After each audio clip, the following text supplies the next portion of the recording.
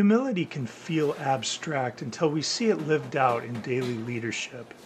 There are practices that help leaders resist arrogance and cultivate teachability. And I want to explore a few of these practices and how they can help shape a culture where wisdom can flourish. The first is listening as sacred hospitality. This is more than active listening. It's creating space where people feel safe to bring their stories, their pain, and their perspective. When leaders listen this way, they communicate that you matter. Your experience matters, your insight matters, and listening becomes a form of welcome. Modeling confession and curiosity is another powerful practice. When leaders admit mistakes or uncertainties, they normalize learning. They show that growth is not a threat, but a gift. This is how teams become brave, not because the leader is flawless, but because the leader is honest. If you lead a team, I urge you to practice discerning in community, not in isolation. Lone visionary leadership is a myth. Discernment deepens when multiple voices are invited into the process. Wisdom grows when leaders refuse to carry the mission alone. Asking generative questions opens the imagination.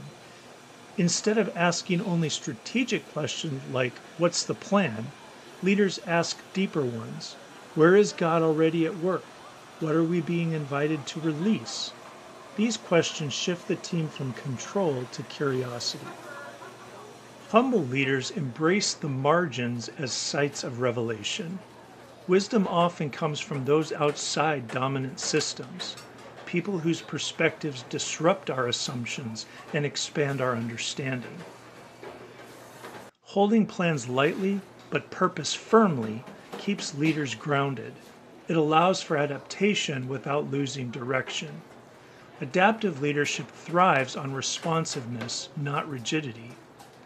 Rhythms of rest and reflection, Sabbath, silence, retreat are not luxuries. They are essential for resisting burnout and deepening discernment. Leaders who rest lead with clarity. Teaching through story rather than strategy shapes imagination. Stories carry truth in ways that data cannot. They invite transformation rather than compliance. Inviting feedback as a spiritual discipline reframes critique as a gift. It builds trust and strengthens the team's collective wisdom. And finally, celebrating small, faithful acts honors the quiet work that sustains the mission. These acts often become the seeds of lasting change.